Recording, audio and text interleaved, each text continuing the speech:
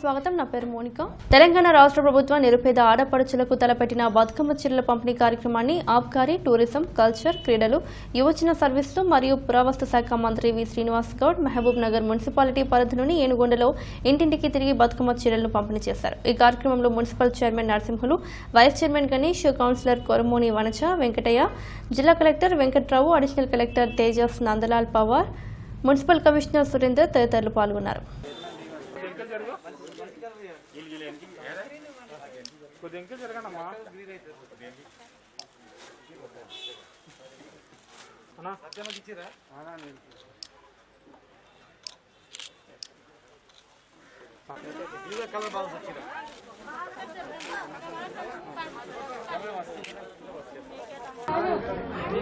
గౌరవ ముఖ్యమంత్రి గారు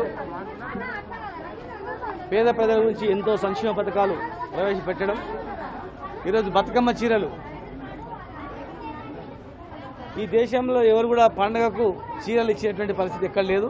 తెలంగాణ రాష్ట్రంలోనే చేనేత చీరలు సిరిసిల్లాలో, చేనేతకు ప్రసిద్ధిగాంచినటువంటి సిరిసిల్లాలో చేనేత వస్త్రాలను కేటీఆర్ గారు సంబంధించిన మంత్రి కేటీఆర్ గారు దగ్గరుండి చేనేత కార్మికులకు ఉపాధి ఇవ్వాలి, చేనేత కార్మికులు వేసిన చీరలే ఇవ్వాలని చెప్పి గత 1 సంవత్సరం నుంచి కష్టపడి ఈరోజు రాష్ట్ర వ్యాప్తంగా లక్షలాది చీరలు మా ఆడపడుచులకు పండుగ కట్టుకోవాలని చెప్పి ఇలా పంపిణీ చేశాం.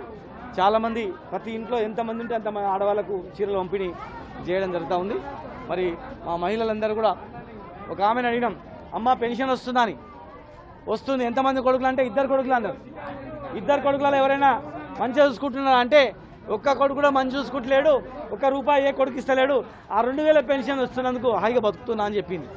మరి నీళ్ళు వస్తున్నాయి, పెన్షన్ వస్తుంది, చీరలు వచ్చినాయని చాలా సంతోషంగా ఉన్నారు. ఖచ్చితంగా భవిష్యత్తులో ఇంకా అనేక రకాల సంక్షేమ పథకాలు పేద ప్రజల గురించి ఇస్తాం.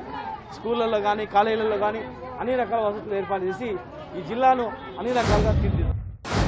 మహబూబ్ నగర్ జిల్లా ఎదిరలోని ప్రభుత్వ వైద్య కళాశాలలో సుమారు ₹1 కోట్లతో ఏర్పాటు చేసిన మాలిక్యులర్ డయాగ్నోస్టిక్ ల్యాబొరేటరీని ఆబ్కారీ, టూరిజం, కల్చర్, క్రీడలు, యువజన సర్వీసులు మరియు పురావస్తు శాఖ మంత్రి వి శ్రీనివాస్ గౌడ్ ప్రారంభించారు. ఈ కార్యక్రమంలో municipal chairman Narasimhulu, vice chairman Ganesh, councillor Yadamma, Anjaneyulu, జిల్లా collector Venkatrao, additional collector Tejas Nandlal Pawar, కళాశాల డైరెక్టర్ పుట్టా శ్రీనివాస్ మరియు తదితరులు పాల్గొన్నారు.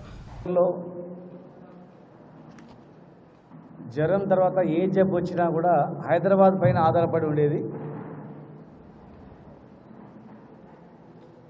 Osmania, Gandhi, NIMS, Apollo, corporate hospital పైన ఆధారపడి టెస్ట్ చేసుకోవాలంటే కూడా డబ్బులు లేక, ఏ వ్యాధో తెలియక ఏవో మందులు వేసుకొని ప్రాణాలు పోయినటువంటి పరిస్థితి కూడా మనం చూసినాం. కానీ ఈరోజు ఆ పరిస్థితి లేదు. తెలంగాణ రాష్ట్రం వచ్చిన తర్వాత, కేసీఆర్ గారు ముఖ్యమంత్రి అయిన తర్వాత ఈ రాష్ట్రంలోనే మొట్టమొదటి కళాశాల, మెడికల్ కళాశాలను ఇక్కడ తెచ్చి ఒక బ్రహ్మాండమైనటువంటి వాతావరణంలో, అద్భుతమైనటువంటి వాతావరణంలో అనుకున్న పీరియడ్ కన్నా ముందు మెడికల్ కాలేజ్ కట్టి దాదాపు వందలాది మందికి స్థానికులకే ఇక్కడ ఉద్యోగ అవకాశాలు కలిగించి హాస్పిటల్ని అభివృద్ధి చేసి, హాస్పిటల్ అంటే ఒక భరోసా కల్పించి, అతి తక్కువ మంది హాస్పిటల్ ఉండేది ఈరోజు వేల మందికి, ఈ జిల్లాలోని లక్షల మందికి కూడా మహబూబ్నగర్ హాస్పిటల్ అంటే, మహబూబ్నగర్ మెడికల్ కాలేజ్ అంటే హైదరాబాద్ కన్నా better, the best hospital, the best medical institution అని చెప్పి పేరు తెచ్చుకోవడం జరిగింది.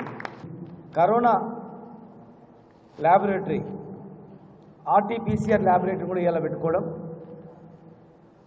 5-6 నెలల క్రితము ఈ రాష్ట్రంలోనే లేదు. పూనాకు పంపించి పూనా నుంచి రిపోర్ట్ తెప్పించుకునేది. కానీ ఈరోజు గాంధీ, ఉస్మానియా తర్వాత తెలంగాణ రాష్ట్రంలోనే మొట్టమొదటి RT-PCR ల్యాబొరేటరీ ₹1 కోటి ఈరోజు ఇక్కడ ఇన్స్టాల్ చేసుకున్నాం. మరి ఏ జబ్బు వచ్చినా, ఏ వైరల్ డిసీజ్ వచ్చినా కూడా ప్రతి వైరల్ డిసీజెస్కు ఇక్కడనే మనం టెస్ట్ చేయించుకొని ఇక్కడనే బాగు చేసుకునే పరిస్థితి అలా తెచ్చుకున్నాం. బయట డబ్బులు పెడదామన్నా ల్యాబొరేటరీ లేదు. మరి ఏ జబ్బో తెలియక అనేక రకాలుగా ఉన్నటువంటి జబ్బులు తెలియక గుర్తించక చనిపోయిన సందర్భాలు చాలా ఉన్నాయి. ఈరోజు మహబూబ్నగర్ జిల్లా ప్రజలకు, చుట్టుముట్టు జిల్లా ప్రజలకు కూడా ఒక మంచి శుభవార్త. ఇవాళ ఆర్టీపీసీఆర్ ల్యాబొరేటరీ, ఇది కరోనా ల్యాబొరేటరీ కాదు, ఒక కరోనాకే కాదు, స్వైన్ ఫ్లూ కానీ, హెపటైటిస్ బి కానీ, సి వైరస్ కానీ, అదేవిధంగా హెచ్ఐవి వైరస్ కానీ, చాలా రకరకాల వైరస్లకు మనం హైదరాబాద్లో పోయి ల్యాబొరేటరీ ఇస్తే తప్ప ఇది ఏ జబ్బు అని చెప్పి గుర్తించేశారు. సోషల్ మీడియాలో పోలీస్ శాఖలో ఉన్నతాధికారుల పేర్లు చెప్పుకొని మోసాలు జరుగుతున్న సంఘటనలు బయటపడుతున్న విషయం మనకు తెలిసిందే. తాజాగా అమాయక నిరుద్యోగులే టార్గెట్గా పోలీసు ఉద్యోగాలు ఇప్పిస్తామంటూ వారి నుంచి లక్షల రూపాయలు వసూలు చేస్తున్న నకిలీ పోలీసుల ఆట కట్టించారు. మహబూబ్ నగర్ సిసిఎస్ పోలీసులు మహబూబ్ నగర్ జిల్లా హన్వాడ మండల కేంద్రానికి చెందిన చంద్రశేఖర్ తన స్నేహితులైన రవి, బాలయ్య తేజలలో కలిసి పోలీస్ శాఖలో ఉన్నతాధికారులైన CV Anand, IPS, vigilance DSP శ్రీధర్ల పేర్లు చెప్పుకొని వారి వాయిస్ ఇమిటేట్ చేస్తూ అమాయక యువకులను టార్గెట్ చేస్తూ పోలీసు ఉద్యోగాలు ఇప్పిస్తామంటూ డబ్బులు వసూలు చేశారు. ఈరోజు మహబూబ్నగర్ రూరల్ పోలీస్ స్టేషన్లో 458/2019 అండర్ సెక్షన్ 353 రెడ్ విత్ 34 ఐపీసీలో నేరస్తులైనటువంటి ఈ Akkapalli Chandrashekar alias Chandu son of A Chennaiah 28 years, తర్వాత దొమ్మరి రవి, మాదాసు బాలయ్య, మాదాసు తేజ అనేటటువంటి నలుగురు నేరస్తుల్ని అరెస్ట్ చేయడం జరుగుతుంది. దీనికి బ్యాక్గ్రౌండ్ ఏంటంటే సుమారు 8 నుంచి 9 నెలల కాలంగా, ఇప్పటి నుంచి వెనక్కి 8-9 నెలలు. దీంట్లో ఇంపార్టెంట్ నేరస్తుడు అక్కపల్లి చంద్రశేఖర్ అలియా చందు. గతంలో కూడా ఇతని మీద మనకు 4 కేసులు 2015-17లో కూడా 4 కేసులు నమోదు చేయబడ్డాయి. వీళ్ళు మొట్టమొదటిసారిగా ఈ మన ఇప్పుడు సిఐఎస్ఎఫ్ అకాడమీ డైరెక్టర్గా ఉన్నటువంటి అడిషనల్ టీజీ గారు సివి ఆనంద్ ఐపీఎస్ ఆఫీసరు, అతను యూట్యూబ్లోకి పోయి పవర్ఫుల్ పోలీస్ ఆఫీసర్ ఎవరు, తర్వాత స్ట్రిక్ట్ ఎవరు, ఎవరి పేరు చెప్తే ప్రజలు ఈజీగా నమ్ముతారు అని చెప్పి యూట్యూబ్లో అతని యొక్క టోన్, సివి ఆనంద్ గారి యూట్యూబ్ ఛానల్ దాంట్లో ఉన్నటువంటి టోన్ని ఇతను ఇమిటేట్ చేసి ఆ విధంగా టోన్ ఉపయోగించి జడ్చర్ల పోలీస్ స్టేషన్ లిమిట్స్లో రాంబాబు అని చెప్పి అతనికి జాబ్ ఇప్పిస్తాను, ఉద్యోగం ఇప్పిస్తానని చెప్పి 6,80,000 రూపాయలు తీసుకోవడం జరిగింది. అదేవిధంగా ఎరకల బాలస్వామి అనే అతనికి ఎంఆర్ఓ గారికి చెప్పి పందులు పెంచుకోవడానికి జాగ్ ఇప్పిస్తా, అడిషనల్ టీసీ గారితో చెప్పి ఎంఆర్ఓకి ఫోన్ చేపిస్తా, ఆ నుంచి ఎంఆర్ఓ గారికి ఫోన్ చేస్తాడు, మీకు పందులకు జాగ్ ఇప్పిస్తా అని చెప్పి అతని దగ్గర 2 లక్షల చిల్లర డబ్బులు తీసుకోవడం జరిగింది. ఈరోజు 9వ తారీఖు నాడు పొద్దున 6 గంటలకు అప్పరపల్లి బ్రిడ్జి దగ్గర పోలీసులకు వచ్చినటువంటి నమ్మదగిన సమాచారం మేరకు నేరస్తులు నలుగురిని కూడా అరెస్ట్ చేసి వాళ్ళ దగ్గర నుంచి ఈ పైన చెప్పినటువంటి సామాన్లు రికవర్ చేయడం జరుగుతుంది. వీళ్ళందరినీ ఈరోజు కోర్టులో ప్రొడ్యూస్ చేసి జైలుకు పంపించడం జరుగుతుంది. గతంలో కూడా అన్వాడలో 2015లో ఒక కేసు, తర్వాత తిరుపతిలో 2017లో తిరుపతిలో కూడా ఒక కేసు చేయడం జరిగింది. దాంట్లో ఇతనికి 1.5 years శిక్ష కూడా పట్టడం జరిగింది. అది కూడా కిడ్నాప్ చేసి పైసలు డిమాండ్ చేసిన కేసు. తర్వాత 2017లో మహబూబ్నగర్ రూరల్లో ఒక చీటింగ్ కేసు ఉంది. 2019లో బాలనగర్ పోలీస్ స్టేషన్లో కూడా ఒక చీటింగ్ కేసు ఉంది. మొత్తం కలిసి ఇప్పటివరకు నేరస్తుల మీద 12 కేసులు నమోదు కావడం జరిగింది. ఈరోజు చర్చల్లో ఎన్ఎస్యుఐ ఆధ్వర్యంలో జిల్లా ఎన్ఎస్యుఐ అధ్యక్షుడు అవేస్ పిలుపు మేరకు ఏఐసిసి సెక్రటరీ సంపత్ కుమార్ మరియు ఎన్ఎస్యుఐ రాష్ట్ర అధ్యక్షుడు బల్మూరు వెంకట్లను మినిస్టర్ క్వార్టర్స్ ముట్ర కార్యక్రమంలో అక్రమంగా అరెస్ట్ చేయడం జరిగింది. వారిని తొందరగా విడుదల చేయాలని డిమాండ్ చేస్తూ చర్చల మండల ఎన్ఎస్యుఐ నాయకులు అంబేద్కర్ చౌరస్తా దగ్గర ధర్నా చేయడం జరిగింది. ఈ కార్యక్రమంలో సయ్యద్ ఫహాద్, హమీద్, షబాజ్, ఖాజా, తుసి నాయక్, అన్వర్, మల్లన్న తదితరులు పాల్గొన్నారు. ఈరోజు జడ్చర్ల మండల ఎన్ఎస్యూ ఆధ్వర్యంలో నిన్న ఏఐసిసి కార్యదర్శి సంపత్ కుమార్ గారు మరియు ఎన్ఎస్యూఐ రాష్ట్ర అధ్యక్షుడు వెంకటబాబు గారిని మేము దాన్ని తీవ్రంగా ఖండిస్తున్నాము.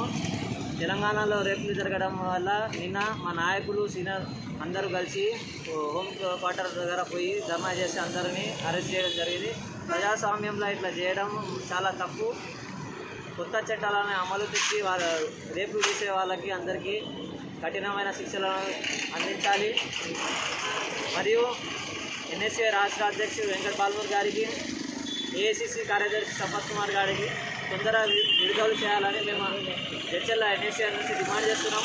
విడుదల చేయకుంటే చట్టాలు చాలా తీవ్రంగా ఉంటాయని మేము ఈ సందర్భంగా హెచ్చరిస్తున్నాం. జై కాంగ్రెస్. వనపర్తి జిల్లా పెబ్బేరు మున్సిపల్ కేంద్రంలోని తహసీల్దార్ కార్యాలయంలో బతుకమ్మ చీరల పంపిణీ కార్యక్రమాన్ని ప్రారంభించి చీరలను పంపిణీ చేసిన మంత్రి సింగిరెడ్డి నిరంజన్ రెడ్డి. కార్యక్రమంలో ఆయన మాట్లాడుతూ ముఖ్యమంత్రి కేసీఆర్ ఎంతో ప్రతిష్టాత్మకంగా చేపట్టిన ఈ బతుకమ్మ చీరల పంపిణీ ఆయనకు చాలా సంతోషకరంగా ఉందని, అర్హులైన మహిళలందరికీ బతుకమ్మ చీరలను పంపిణీ చేస్తామని, బతుకమ్మ చీరలు అందని వారు వారి గ్రామ పంచాయతీ కార్యదర్శిని సంప్రదించి తమ చీరలు పొందగలరని ఆయన తెలిపారు. వనపర్తి వాసులందరికీ విజయదశమి శుభాకాంక్షలు తెలిపారు. బతుకమ్మ చీరలు అందుకున్న మహిళలు దసరాకి 2 వారాల ముందే తమకు చీరలు పంపిణీ చేస్తున్న మంత్రి గారికి మరియు సీఎం కేసీఆర్ గారికి కృతజ్ఞతలు తెలిపారు.